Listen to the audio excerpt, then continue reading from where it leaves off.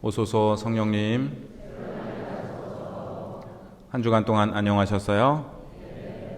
네, 많은 분들께서 기도해 주셔서 지난 주일에 21명의 아이들이 첫 영성체를 잘 했고요. 저와 보좌 신부님은 대전 북부지구 신부님들과 함께 피정을 잘 다녀왔습니다. 자연 안에서 또 형제 사제들 안에서 주님을 만나는 귀한 시간이었습니다. 엊그제 월드컵 조별리그에서 우리나라가 체코를 상대로 승리를 거두었는데요. 모든 국민의 마음을 하나로 모으는 뜻깊은 시간이었던 것 같습니다. 제가 예전에 하느님 아버지와 예수님께서 한화 이글스 팬이라고 말씀드리면서 그 근거로 아버지와 나는 하나다. 이들도 우리처럼 하나가 되게 해주십시오. 라는 예수님의 말씀을 제시했습니다. 이것이 제가 지어낸 얘기라고 생각하시는 분도 계신 것 같은데요. 제가 지어낸 게 아니라는 증거가 오늘 제1독서에 나옵니다. 하느님께서는 모세에게 이렇게 이야기하라고 말씀하십니다. 너희는 내가 이집트인들에게 무엇을 하고 어떻게 너희를 독수리 날개에 태워 나에게 데려왔는지 보았다.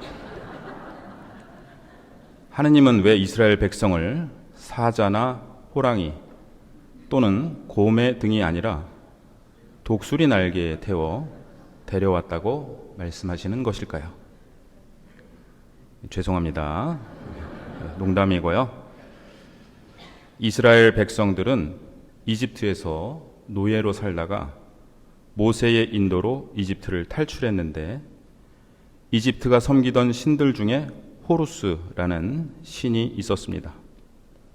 이 호루스는 매의 모습으로 표현되었고 이집트의 왕인 파라오 역시 이 호루스의 현현이라 여겼습니다. 그러나 하느님께서는 당신께서 이집트의 신들을 심판하시고 파라오의 권력을 무너뜨리시며 당신 백성을 가장 강한 독수리의 날개에 태워 당신께로 데려오셨다고 말씀하십니다. 신명기 32장에는 다음과 같은 구절이 있습니다. 주님께서는 광야의 땅에서 울부짖는 소리만 들리는 삭막한 황무지에서 그를 감싸주시고 돌보아 주셨으며 당신 눈동자처럼 지켜주셨다.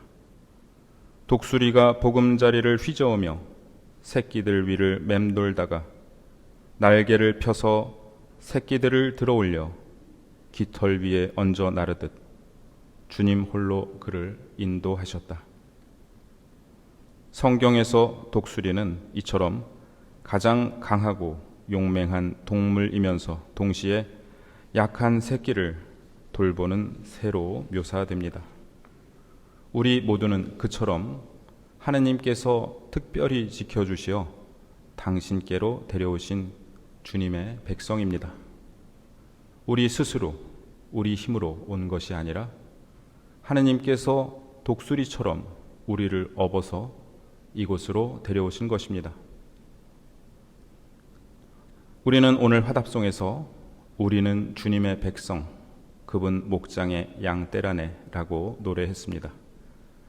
오늘 처음 오신 예비자들께서 함께 이 구절을 노래하시는 것을 보고 있으면서 깊은 감동을 받았는데요.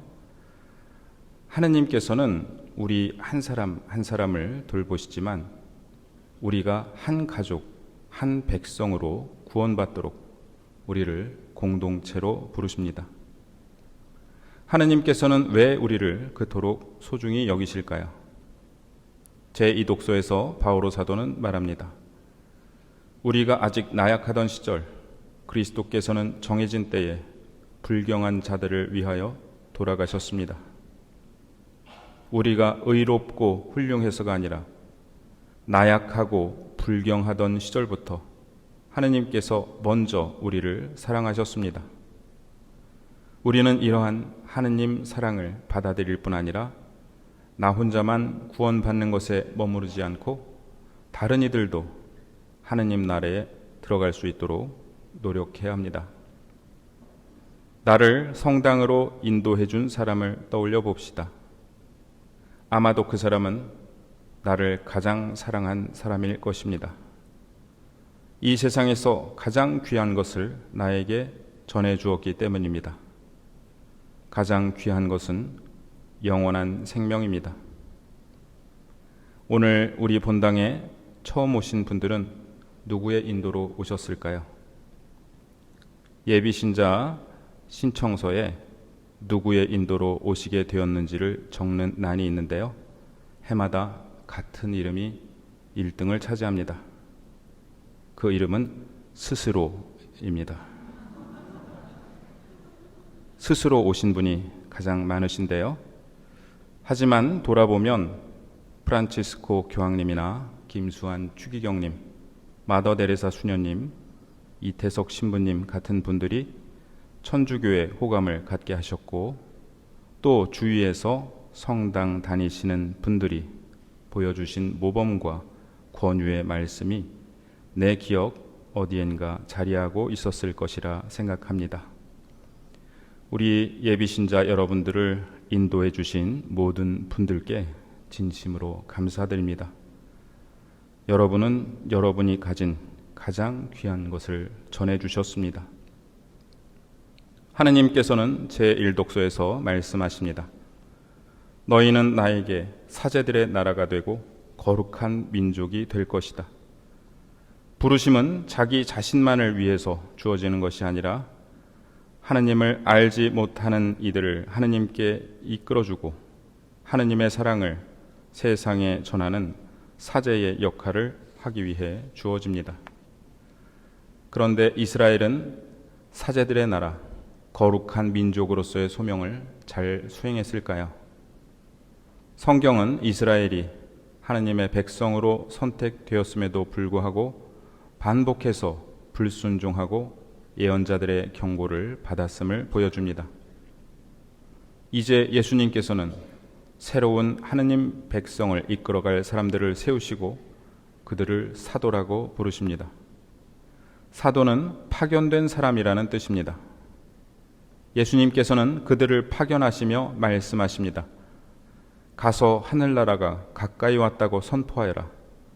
앓는 이들을 고쳐주고 죽은 이들을 일으켜 주어라.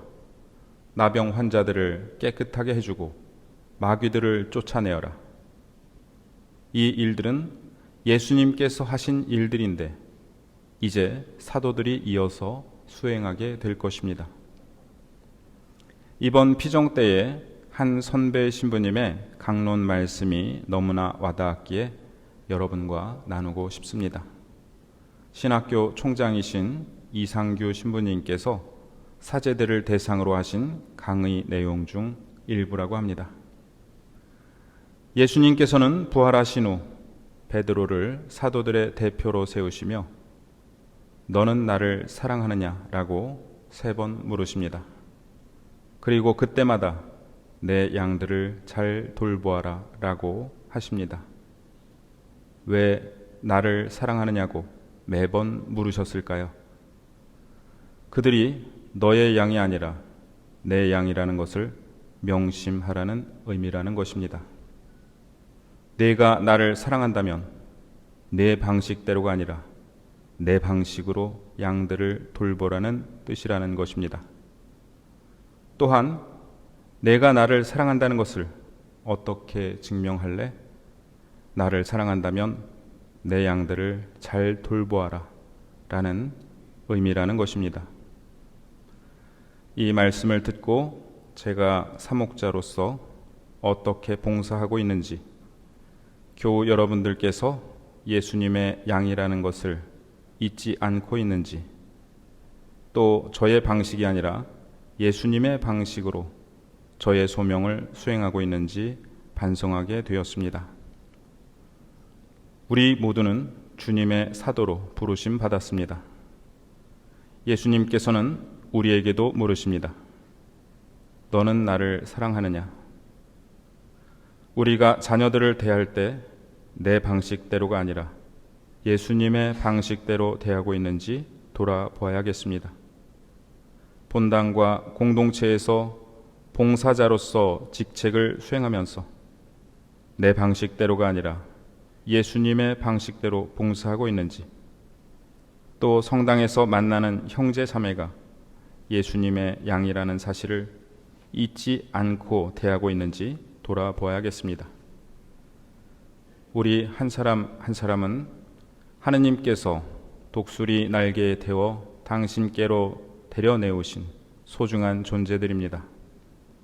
하느님께서는 너희는 나의 소유이다, 즉 너희는 내 것이다 라고 말씀하십니다. 우리가 지금 이 자리에 함께 모여 있는 것은 우연이 아닙니다. 하느님께서 특별한 섭리로 우리를 먼저 사랑하시고 당신의 강한 날개에 태워 데려오셔서 우리를 당신의 것으로 삼으시고 이 자리에 모이게 하셨습니다. 이번 한 주간 주님의 양들을 내 방식이 아니라 예수님의 방식으로 사랑하고 돌보며 주님께로부터 파견받은 사람답게 사랑의 사도로 살아가야겠습니다. 주님께서는 말씀하십니다. 너희가 거저 받았으니 거저 주어라.